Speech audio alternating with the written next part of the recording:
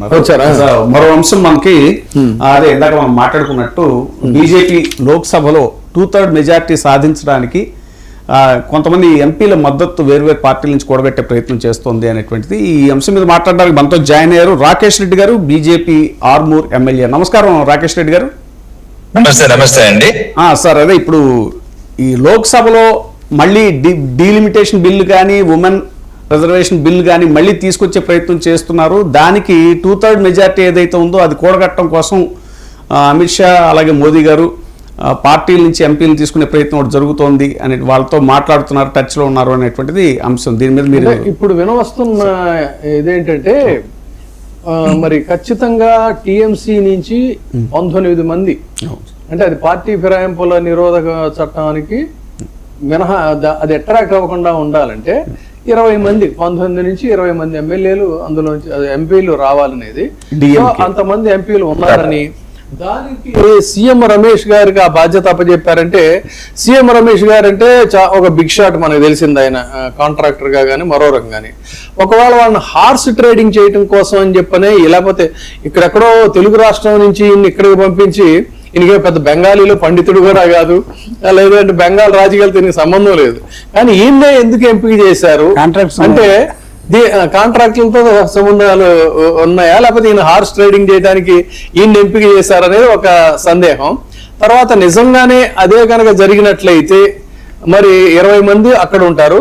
తర్వాత డిఎంకే నుంచి కూడా ఖచ్చితంగా డిఎంకే ఎమ్మెల్యేలు కూడా ఎంపీలు కూడా వచ్చేస్తే ఇంకా చిన్న చితకా పార్టీల నుంచి వాళ్ళు మహారాష్ట్ర నుంచి కూడా కొన్ని పావులు మూవ్ చేస్తున్నారు. అదే జరిగితే మళ్ళీ మరొకసారి ఈ డీలిమిటేషన్ బిల్లు, మహిళా బిల్లు ఈ రెండు గట్టెక్కేటువంటి అవకాశం ఉందంటారా? మళ్ళీ ఆ అటెంప్ట్ చేస్తారా? అదే విధంగా ఇప్పుడు జమిలీ ఎన్నికలు కూడా ఈజీ అయిపోతాయి. ఏమంటారు మీరు? One election.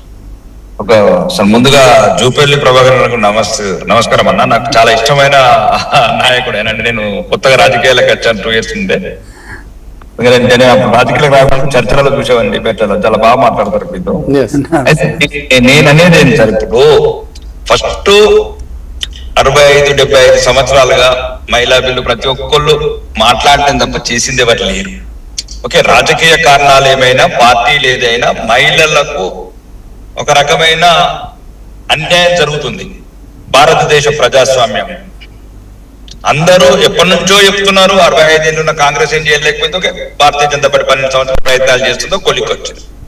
చివరికి మా ఆశ ఏంటంటే ఏదో ఒక రకంగా ప్రజాస్వామ్యంలో ఉన్న ఒక సౌలభ్యం దృష్ట్యా కొద్దిగా నచ్చ చెప్పి మహిళలకు అన్యాయం జరుగుతుంది, తమ స్వార్థపూర్త రాజకీయాల గురించి ఇట్లాంటి వ్యవస్థని ఇబ్బంది పెడుతున్నారు, కావాలని బిల్స్ ఫెయిల్ చేస్తున్నారు, నచ్చ చెప్తున్నాం. దాన్ని నచ్చిన వాళ్ళు ఒకవేళ కొన్నిసార్లు ఇప్పుడు ఏముంటది సార్, ఇప్పుడు విజయబాబు గారు కొన్నిసార్లు వాళ్ళ నచ్చకున్న పార్టీకి అనుగుణంగా ప్రవర్తించాల్సి వస్తుంది. అటువంటి టైంలో కొందరు స్వాతంత్రంగా నిర్ణయాలు తీసుకుంటారు. టీఎంసీ అనుకోండి, ఇంకా కొందరు ఇప్పుడు మీరు ఏదో చెప్పారు మహారాష్ట్ర నుంచి కావచ్చు, అవసరమైతే తెలంగాణ కాంగ్రెస్ కూడా రావచ్చు, తప్పేముంది, వాళ్ళే రావాలని ఏముంది. అంటే డిఎంకే అనే ఒక పార్టీ ఉంటుంది. ఎవరైతే మహిళలకు అన్యాయం జరుగుతుంది, మహిళలకు అన్యాయం జరుగుతుంది. దానికోసం ఇక్కడ నేను అడిగిన పాయింట్ ఏంటంటే, ఈ హార్స్ ట్రేడింగ్ అనేటువంటిది అందుకోసమే చేస్తున్నారా? భవిష్యత్తులో ఒక ఎవరి మీద కూడా ఆధారపడాల్సిన అవసరం లేకుండా సొంత బలం కోసమే ప్రయత్నాలు జరుగుతున్నాయా? అది ఒకవేళ మళ్ళీ అదే అంటున్నాడు సార్. ఇప్పుడు ఉదాహరణకు చెప్పదలుచుకున్న నాకు అర్థమైంది సార్. ఇక్కడ సిస్టమ్ భారతీయ ప్రజాస్వామ్యంలో ఒక సౌలభ్యం అది, దాన్ని చేస్తాం. ఒకవేళ అవసరమైతే ఏముంటుంది సార్, ఇంకా ఎవరి ఇబ్బంది లేకుండా మహిళలకు న్యాయం జరగడానికి కొన్నిసార్లు రాజకీయ చతురత నిర్ణయాలు తీసుకోవాల్సి వస్తుంది. విజయబాబు గారు, రాజకీయ చతురత నిర్ణయాలన్నీ రాజకీయాలను శాసిస్తాయి. అప్పుడు చాణక్యుడు కావచ్చు, రకరకాల ప్రపంచ రాజకీయవేత్తలు కావచ్చు, ఇవే రాజకీయ నిర్ణయాలన్నీ. ఇది సమయము సందర్భకు అనుగుణంగా మీరు హార్స్ రైడింగ్ అంటారా, లేకపోతే ఎలిఫెంట్ రైడింగ్ అంటారా అనేది ఎన్నైనా భాషలు వాడండి. పదాలు ఏదైనా ఒకవేళ మహిళలకు న్యాయం జరగడానికి అట్లాంటి ప్రయత్నాలు ఉంటాయి. కొంత రండి, ఒక 10 మంది వస్తే ఈ దేశానికి మహిళలకు, ఈ దేశంలో ఉన్న సుమారు సగం మంది మహిళలకు న్యాయం జరుగుతున్నప్పుడు కొంతమంది రావడానికి అవకాశం ఉంటుంది, ప్రయత్నాలు ఉంటాయి. ఏముంటుంది, హార్స్ రైడింగ్ అనే పదం వాడుకోవడం కరెక్ట్ కాదు. అదొక రకమైన మహిళలకు న్యాయం చేయడానికి నిర్ణయం ఒకటి.